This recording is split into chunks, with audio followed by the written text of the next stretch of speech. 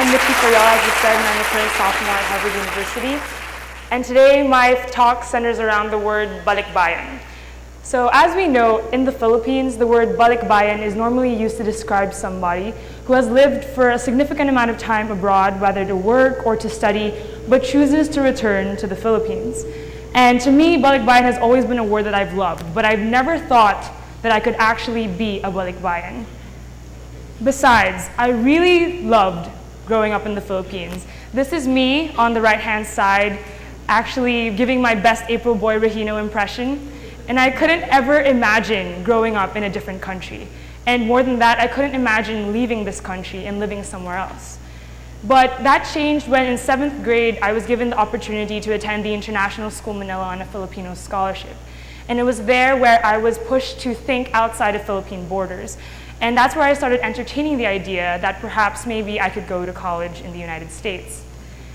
5 years later, by some amount of luck, I was able to land myself a spot at Harvard University in Cambridge, Massachusetts, where I now am a second-year student. And this is me bundled up, and this is actually really ironic because this was early October and it wasn't that cold at all, but it was obvious that I was from a tropical country. And everyone knew that I was from the Philippines because I was already all bundled up at this time. It wasn't even that cold yet. But it was at Harvard, and it's at Harvard currently, where I am considered an international student. And in a couple of short years, I will be faced with the big question that every Filipino who is currently abroad has to face. Should I stay, or should I go back to the Philippines? Now, in the first few months of college abroad, I found traces of home gnawing at me from every side. This is me in the classic Barat Saya about to perform Pandango sa Ilaw, that dance with the candles, in front of singer John Legend with a couple of friends. I found that I missed being home. I found that even though I was in the United States amongst good friends, I still itched to come back here. And that's why the answer to that big question has always been simple for me. I want to come back here to the Philippines after I graduate from Harvard. But it's not that easy. Just last November during Thanksgiving, when I was with a couple of relatives, we were eating turkey, having a lot of fun, when that big question came up. What do you want to do after college? I said, well, I want to return to the Philippines to work. And you know, classic Filipino auntie, why do you want to return to the Philippines to work? It's so sayang. You're going to school here in the United States and you're going back to the Philippines. I kind of got like acid reflux type of reaction to that. I really don't believe that it's sayang to return to the Philippines, and I'm going to tell you why. But let me preface that with something. I'm a big idealist. I really believe that this country will go down the path where there is no more pollution, no more corruption, no more poverty. And that's one of the reasons why I choose to return. More than that, I want to return to help the Philippine educational system from the bottom up. I want to teach. I want to be with little kids. I want to inspire them to achieve their dreams just as International School Manila and my teachers have helped me do. Then I started thinking, there are 2 million overseas Filipino workers. There are 3.5 million Filipino Americans. And overall, there are 12.5 million overseas Filipinos. Imagine how much of our country's talent, intelligence, and resources are actually not in the country right now.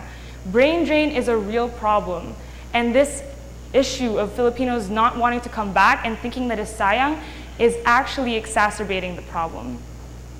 And as I've come to learn over the past year and a half, a lot of these Filipino Americans are actually not just average Joes.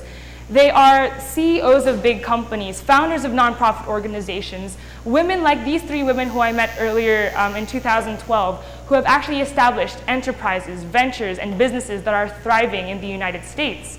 Imagine if those women brought what they were doing in the United States here. How much better and stronger would this country be?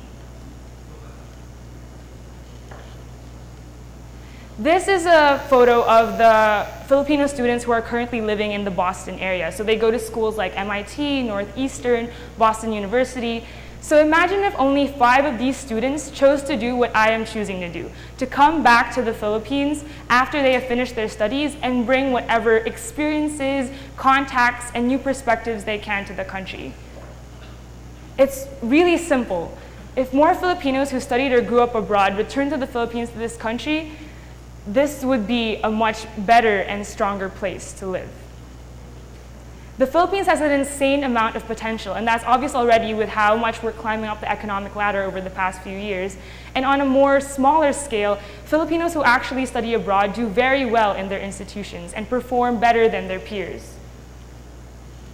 We have been trying to encourage organizations in the country to focus their efforts towards students who are studying abroad.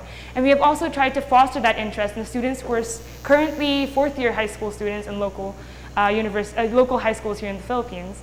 So one of the organizations that a couple of friends and I started just a couple of months ago was called Camp Philippines. And I know that a couple of you in the audience actually know about this. What Camp Philippines strives to do is encourage local school students who have so much potential to apply to colleges abroad. We have been giving school talks to encourage students to do this, as well as raise awareness. And we also have a mentorship program where students like Patrick, who actually attends Xavier, are high achieving and are able to go to these colleges if they so choose. But why do you think we're doing this? I mean, I just gave you a long spiel about how students should actually stay in the country if they want to help it. We're doing this so that students will be given the opportunities and the resources to grow as individuals. And actually, one of our main visions and missions in camp is to make sure that they come back to the Philippines to make it an enlightened, stronger, and more united nation. And more than that, students abroad can also encourage their peers and other people to come back here and do the same work that they do. Currently, there are 11 other Harvard students in the country doing community service project. Aleja, who received the prize earlier, is one of them. Mark is another one who is currently in the audience. And we're here doing work to make the Philippine educational system, or to do our part for the Philippine educational system. Efren Peñafilita was one of our inspirations. And because of him, we're building a mobile library to help street kids in the Ermita area. We are also doing workshops with street kids, including dancing, singing, art, photography, to encourage self-expression and to make sure that they know that they can get what they want out of an education. In fact, on Tuesday, we're having a showcase where these kids will be given their very first opportunity to perform in front of an audience and to share their story. Ang Kwento Ko is the theme of our performance. So not only can Filipino students currently studying abroad come back to the Philippines and bring those experiences with them, they can also encourage their peers and other people who are just as talented and established as they are to come here and develop that interest in the Philippines. The team has been enjoying their time here so far, and I'm sure Aleja and Mark can also tell you that. Apparently yesterday they ate balot, they tried isaw, they tried all the Filipino things, and they love Filipino culture. And I think and I hope that they would want to come back in the future.